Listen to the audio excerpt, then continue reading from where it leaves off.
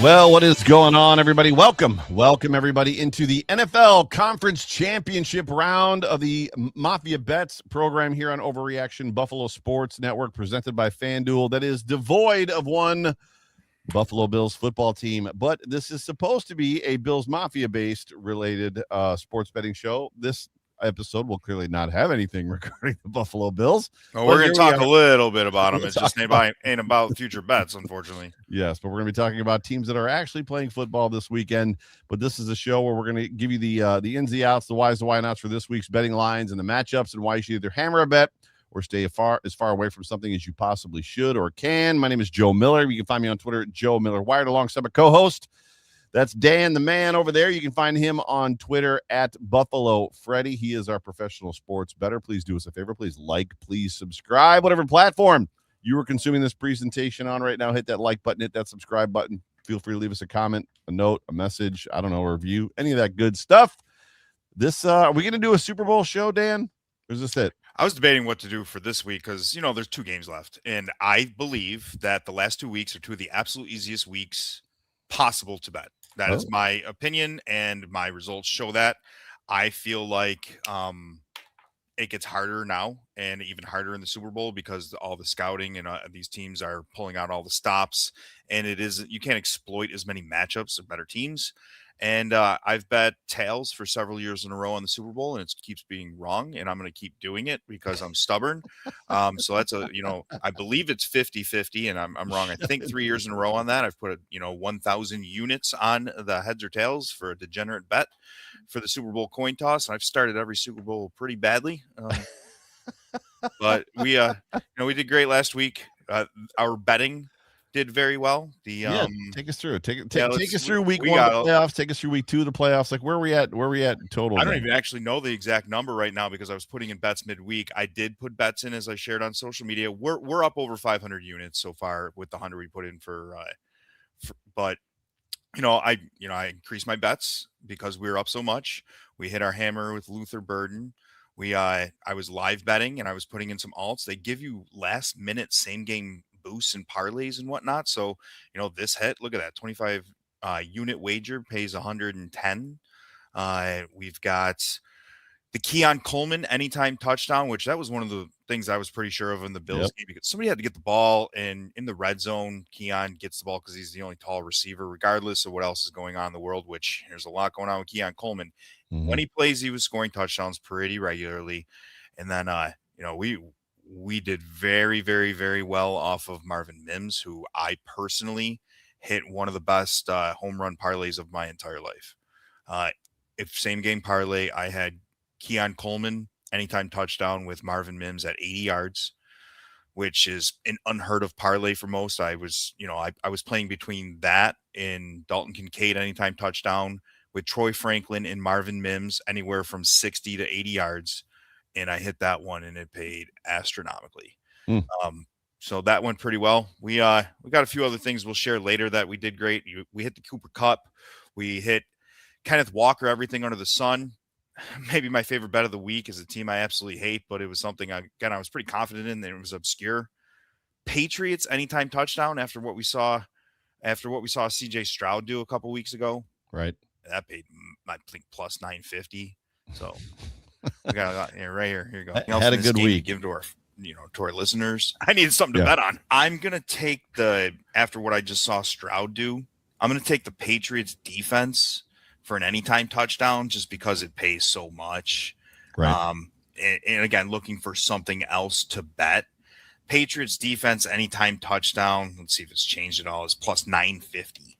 So I was struggling to find things to bet in that game. We obviously want to give our listeners something, but there's besides Diggs, even if he's a star these days, there's not a lot of stars in that game. A lot of defense. I smashed the first half under in that game. There was more points in the second half, but it ended up being a good game because I chose not to take a lot. And that's what I suggest with a lot of these games that have terrible weather and bad defense. Well, before we get started, not only did our Buffalo Bills get eliminated last weekend, but also we had our head coach get bounced. And on top of our head coach getting bounced, had some interesting press conferences where Terry Pagula spoke quite a bit and interrupted our general manager, who is now the president of football operations and the GM. I don't know if you caught that part. I'll be the GM as well. But yeah, are you going to be betting anything on that? Any as far as who New York the State's pretty tough because other states and other platforms allow you to bet future coaches, future this and that. Like I would have just got my rear end whooped on Mike McCarthy. I would have bet he never coaches again, let alone he was not getting a head coaching Steelers? job this year. And like I cannot believe the Steelers just hired the most vanilla, boring. Like he had a great roster in Green Bay with Aaron Rodgers, who has only got one Super Bowl, who should have more, kind of like Favre situation. He's a terrible coach. I don't like Mike McCarthy at all. I cannot believe they just hired him, and he's probably going to be there for 20 some years. I was just going to say the interesting the interesting thing about the Steelers is when they hire somebody, they hire the right guy. And now they're basically hiring a retread, which they've never done before. They've retread. Yeah, double retread, who had success, to your point, in Green Bay and did not have success in Dallas, which clearly Jerry Jones is a big part of why he did not have success there, just like every head coach does not have success there. But is this a situation where the Steelers are firing a head coach in 3 years because Mike McCarthy isn't 2 years? 2 years? I mean, yeah. What are they going to? They don't have a quarterback. They don't have a roster that's ready to go. They don't have what we've seen in these playoffs, which is Denver. Kevin says that tread is gone. Yeah, it's time for some new tires already. They do not have the Denver Broncos defense that can come in and compete with. I'm sorry, I don't think Bo Nix is that great. But he just beat us. Yeah. Drake May, again, I don't think he's amazing, but he's got a phenomenal defense. CJ Stroud's awful. They were in the divisional round. May is great at what they're asking him to do. Super accurate and like the super accurate on like slants where a guy's wide open. Scheduled plays. Yeah, Josh McDaniels has him playing at an elite level in the offense that he has designed for him, which is not what we saw from Josh into the Buffalo Bills, Joe. How about this? Maybe my first lead-in ever doing this. Great coaching can make an average team awesome, and great coaching can make a phenomenal team not go all the way. That is what happened to Sean McDermott. Right. Our fan base is losing their ever-loving minds because of the homer everybody, and everybody was in love with Sean. I've been calling for Sean to get the axe since the Denver game of 2.5 years ago. See, I disagree. I don't think anybody is upset that Sean McDermott got fired. 60,000 rehire him. 60,000 people isn't that many people. That's for an online internet petition, 60,000 people want him rehired. Yeah, but for me, I still hold fast and true to as much as I did not necessarily call for Sean McDermott's head, even though I've been accused of it several times on Twitter. And I know you and I have had conversations about it as far as that goes. Being not getting fired, but getting a promotion is where I was just floored. I was like, how does that happen? But that kind of escalated the whole thing for me. And I think for most common sense folk. Yeah, common sense folk. I'm not going to overblow anything. I want to have like a level-headed conversation with it and really go through why some of the things I think happened. First off, I think Sean McDermott did a phenomenal job with our football team to get them where they were. He just wasn't getting it over the hump. I truly believe he got canned because we're on our 6th or 7th season of a real shot at being to the Super Bowl. He has not got it done. His defense has got destroyed. And Sean McDermott being fired, I don't think has anything to do with Brandon Beane. Everybody is combining the two. Sean McDermott is a different human than Brandon Beane. Yes, Brandon Beane has numerous roster issues, but the coach had 13 seconds, multiple AFC championships. He had numerous shots to get there in a roster that was good enough to get him that far. His coaching job did not win all those first-round playoff matchups. He never had the 1 seed. Yes, Brandon Beane has problems, and that's a whole separate conversation to me. Sean McDermott got canned because he didn't get over the edge, and I truly believe what Terry Pagula was doing. Now, a lot of people are saying this and that about Terry Pagula. I don't take anything he's ever said as like that man is a liar. I don't think he lies whatsoever. I think he was the most foolishly honest person in that interview, and people are like losing their minds over what he said. I just think the guy was pretty honest while he was defending the man he chose to lead the ship moving forward. Would we really rather at this exact moment have both fired and Terry Pagula has to make 100% of the decisions until somebody else takes over? For at least right now, a proven NFL executive who has done good for this franchise is leading us moving forward, at least for now. I'd rather it be Brandon Beane than it be Terry Pegula. And I think Brandon Beane's on an extremely short leash. That is Like, the common sense part of your argument for sure. Terry Pegula was not completely honest in that interview, and he backtracked and contradicted himself several times to include. I don't think he bold-faced lied or just made crap up. I Though. made think the he was decision real to honest fire. on a few I made things. the decision to fire Sean McDermott in the moment in the locker room, and then later he said, "This has been coming for a little while." I didn't. Yes, make the but decision. that can still be honest. Listen, he could have been teetering for the last 5, 6, 7 years, or since 13 seconds because he didn't get it done. And then the straw that broke the camel's back was this game. And then in that moment, he decided to fire him. Yeah, but I don't think that's a lie. He also interrupted Brandon Beane and told everybody that Keon Coleman, his inference was Sean McDermott's pick, and then later came out and clarified with he said a coach. He said the coach's pick, but it was the inference was that it was Sean or Sean's staff, and then came out and said it wasn't Sean.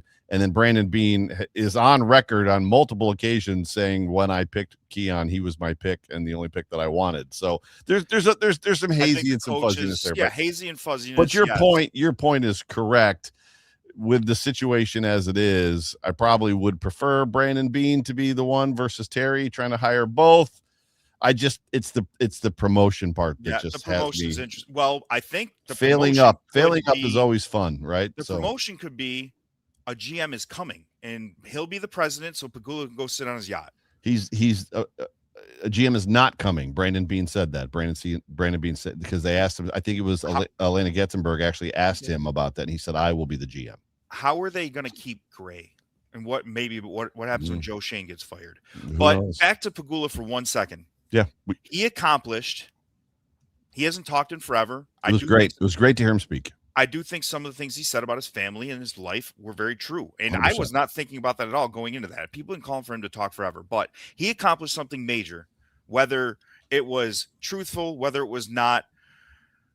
People wanted Brandon Beane like his head on a spigot going into, he had so much heat going into that interview. And people were outlandishly saying that he was Brutus and he threw Sean McDermott under the bus. Pegula took the heat off Beane. He interrupted everyone, and regardless of why, regardless of what he said, he accomplished something major. He took the person he chose to lead this franchise moving forward, at least for now, and he stepped in front of the bus for him so that the heat was off Beane. And no one's talking about that, and to me, that is common sense. That's obviously what he did. And people are just like outlandishly yelling and, he did this and that, and he's old, blah, blah, blah, blah. Did anybody just see the Miami Dolphins owner's interview where he forgot the guy's name he hired? These guys are old. We'll keep in mind as well, back to the Pegula didn't lie. He also said that the conversation that Vic Carucci has knowledge of happening about Sean not liking the roster and not complaining, but basically stating it wasn't a championship roster, and Pegula and Beane being upset with that. Terry Pegula said, I don't ever remember that conversation happening. Vic Carucci isn't really a liar either. No. So, but we got to move on with the show. But the people that were calling Brandon Beane Brutus, most of that information came from people that have knowledge of the situation inside the building. So as much as you want to let him off the hook completely, believe me, Brandon Beane, where there's smoke there is fire, and there was quite a bit of fire there. The guy that won has the owner's ear. So but it is what it is. Let's talk about this weekend's football games. As what do we got? 2 games this weekend, or tomorrow on Sunday, Championship Sunday.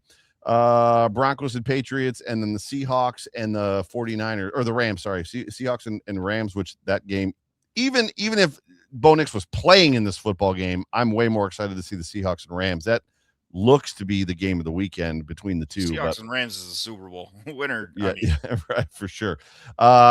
Take us into Broncos Patriots, Dan.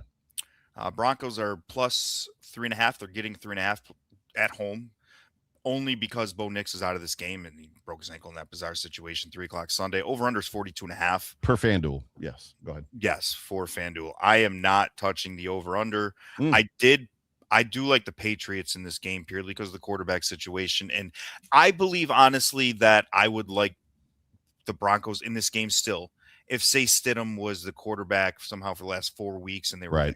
I don't think he has enough reps on hand right now, time on task. Yeah, that's good. To be able to do all the things that they implemented, like in that bye week with Bo Nix. What Bo Nix did to us was coaching.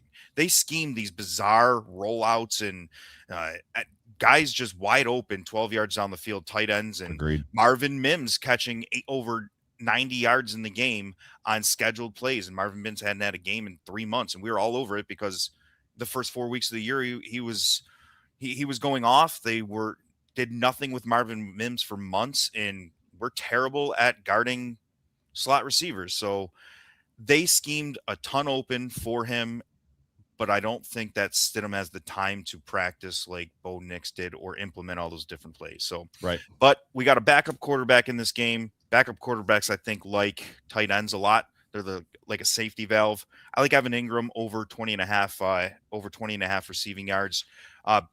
Patriots aren't very good at guarding tight ends. That's a lot that goes into it, but I just like him in a little bit of a comeback game. I think that Ingram had a bad week against the Bills because they schemed other things in general.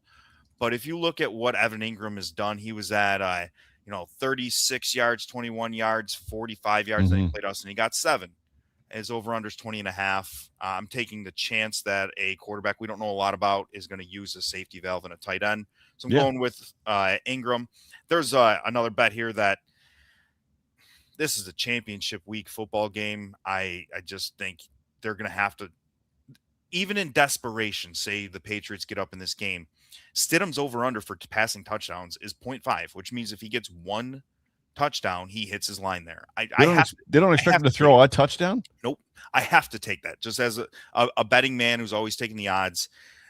Even late in the game, just down 4 touchdowns and they're just launching it. I think the odds you get something like a couple weeks ago, I took Rivers over 0.5, even when he played Seattle in that hit.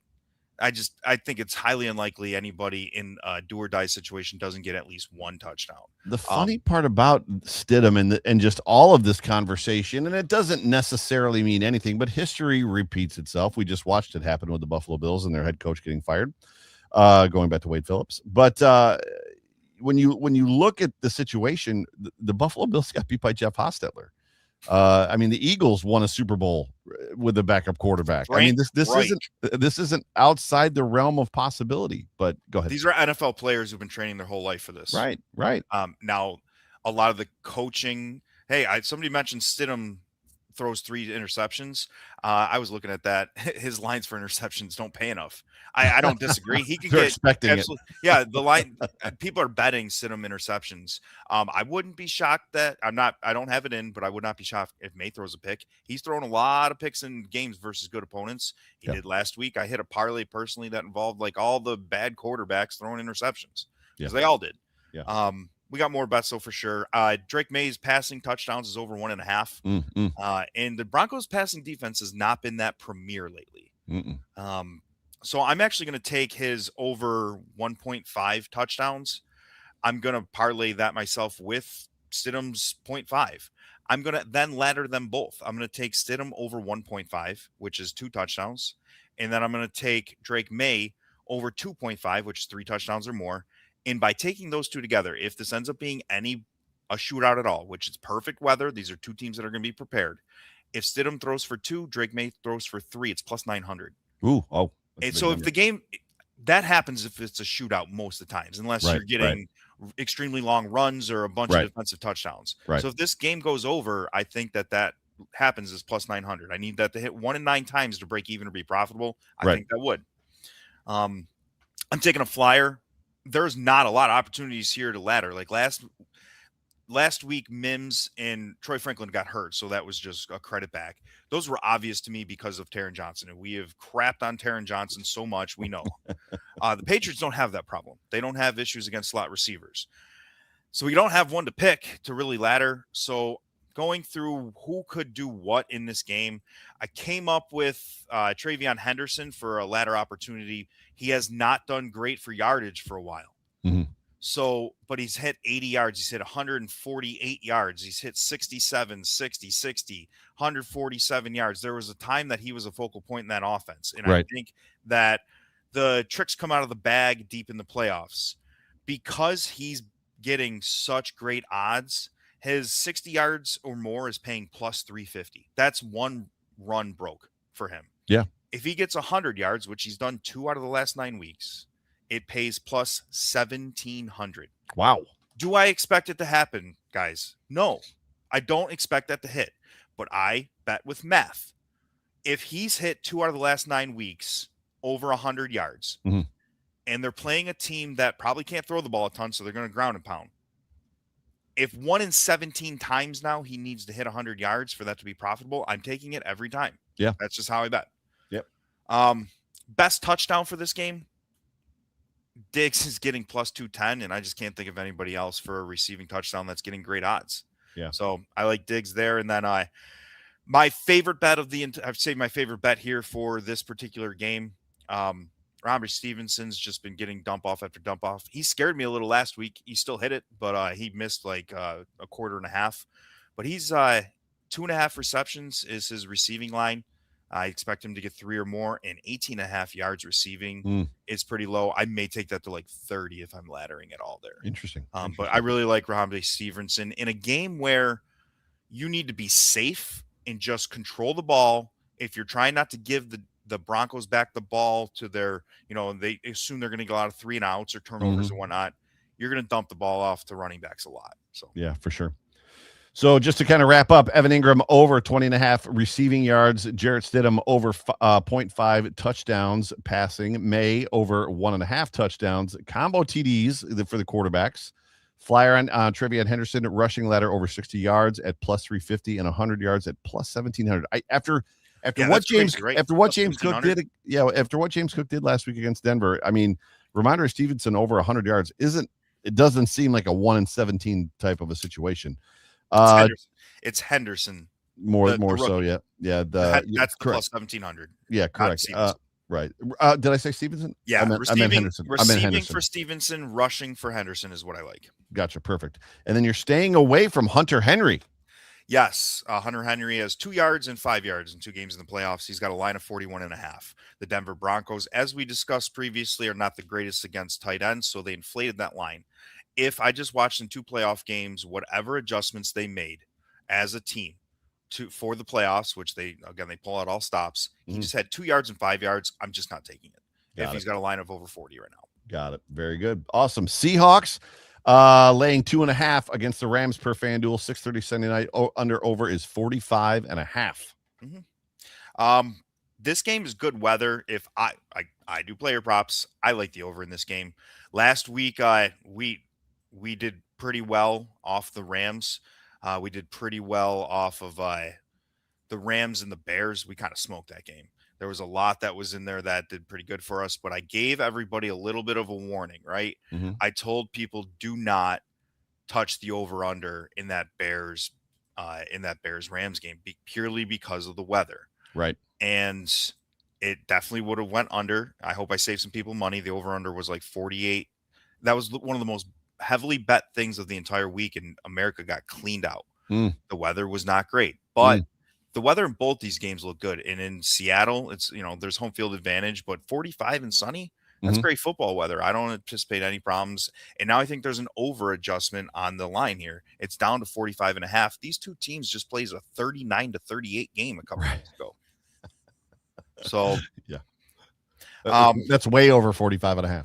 Yes, a lot over. Kenneth Walker, he's going to get everything. He's going to get everything in this game because Charbonnet's gone. Right. Kenneth Walker's got total yards, which is rushing and receiving totals. Over under is 100. Is over 108. I like the over on that. I also like to ladder that to 125. When you get to those high number ladders, they go in like groups of 25, 125, 150, 175. Those are big jumps. It's not like under 100 where it's 60, 70, 80, 90. You're talking jumps of 25 yards. There's a lot in between that you miss. Right. I like laddering him for plus 154 to 125 total yards in that game. Total rushing and receiving. Gotcha. Yep. So, and then of course is over 108. Both games versus the Rams smashed that number with Charbonnet in the lineup. Last week we had got a low line to me. Right. That receiver, he's got a line of 30.5 receiving yards. I like that. I may not ladder it very high, but I think you can go over 30.5 receiving yards. Last week, his line's exactly the same this week. He got 65 receptions for 60 yards last week. Right. I like the solid vet receiver in the playoffs, the go-to guy that can run the dirty routes you need for a clear out and then also get open on third down. I like those guys in the playoffs for not huge games, but solid games, and that's what Cooper Kupp did. Also going to be motivated playing his former team. Yeah, that's definitely a good talking point there. So, and I don't think the Rams have the corners really to keep up with much. They've got a great D line, but they don't necessarily have the corners. Sam Darnold has thrown 2 picks and 4 picks versus the Rams. And he also has been terrible in the playoffs his entire life. So his over-under line for interceptions is 0.5, and it pays very well if you take his 2 interceptions. Gotcha. So I'm going to put probably like 10 units on his over 1 interception. I'm going to put 3, 4, 5 on his 2 for a really good payday. I like it. Matt Stafford has a line of 35.5 attempts, not completions, attempts. Last week he was at 31. We went over it just like we did with Caleb Williams because those guys just throw. They have great weapons. Right. He has gone over that line of 35.5 for like 8 straight weeks. And then he went over 40 attempts the last 3 weeks in a row. The last time that he played the Seahawks, he had 49 attempts. So it's at 35.5, and they just don't look like a team that's willing to – they do not look like they're willing to commit to the run to me. Right. They get a little bit of juice out of the run game. They'll get some chunk plays, and then they go right back to, like, he just has to throw it down the field. Similar to Denver. Stubborn, right? Mm-hmm. So I'm taking Matt Stafford's over 35.5, and then the last time that Seattle played the Rams, Walker had 3 receptions, Charbonnet had 4. I don't even know who the backup running back is in Seattle at this point. No, there's not betting lines on him. The person's not worth putting anything on because it's not even available. But he has an over-under for receptions of 2.5. Got it. So if there was just 7 running back dump offs the last time they played, and pretty much the guy who's going to be on the field all day is at 2.5, and I'm already taking him for all the rushing, receiving combined, I might as well bet him for his 2.5 receptions and his receiving yardage of 20.5, which is low. He had 60 yards receiving last game they played with Charbonnet there, and Charbonnet's out. Yeah, that dude's running with a different kind of passion here the last several weeks. He just when he gets the ball, he's a flash and he's gone. So to kind of recap, Kenneth Walker total yards rushing and receiving over 108 and ladder to 125 for plus 154 per FanDuel. Cooper Kupp over 30.5 yards receiving. Sam Darnold interception, you're taking that. Matthew Stafford attempts over 35.5, and then Kenneth Walker also over 2.5 receptions and over 20.5 yards receiving, separate from the total yards rushing and receiving ladders that you're doing. And the hammer bet of the week, my man Dan. Matt Stafford over 35.5 attempts. We just went into a lot of detail as to why. Yeah, he's done that for months. And 3 straight games over 40 attempts. And there's just so many situations in this game he has to throw a lot, like in a shootout or if they're down, and they throw the ball all day. Yep. So if you're taking parlays, though, if you really want to be safe, you can ladder him down to like 31 attempts, which is almost certainly going to go over, and it's like minus 150. Mm-hmm. And that does really well in some same game parlays to juice them up and whatnot. I don't think you're going to miss that. Love it. Dan, good stuff for everybody that's paying attention. Good luck this weekend. Again, this is for entertainment purposes only. Limit your betting. Don't bet. You don't have to bet, as Dan always says. And if you need, or if you've got a gambling problem, please seek help. You and I will be back before the Super Bowl, the Saturday before the Super Bowl, and we'll go over how these results were and how we've done so far this playoff season. Super Bowl betting can be really fun, guys. I don't do well betting the Super Bowl because I get too fun with it. Right. It's fun. There's a lot of degenerate, weird lines in there. The color of the Gatorade and heads and tails and the length of the national anthem. I pick them all and I pick them terrible. Hilarious. So just take my player props for that. You might be fine, but I like to have a little fun with the cool stuff in the Super Bowl, and everybody loves Super Bowl squares and whatnot. I spend personally over 10,000 units on Super Bowl squares every year. I've never hit a damn thing. But you Every win year. But you win every golf tournament raffle that I've seen you ever be a part of. Spend the most money. What do you want? What do we got? Sunday night, the Overreaction Buffalo Sports Show will be on, more than likely 9 p.m. So after the Rams and Seahawks game. Monday, the Salen's off tackle with John Fina show. Tuesday, On the Beat with Matt Perino will be joining me to talk about the Buffalo Bills head coaching search. And then, of course, Wednesday, 7 days to Sunday with Zig Fracassi and our very own Jerry Ostrowski. But shout out to Matt for he has some tough yes, questions. He did. And he was vocal on Twitter, which I think that our local media they've been a little passive for years. Nobody wants their credentials yanked, which will happen. Matt asked some tough questions. Exactly. Ladies and gentlemen, thank you so much for tuning into the NFL Conference Championship round of Mafia Bets on the Overreaction Sports Network, presented by FanDuel. So good to have every single one of you guys joining us.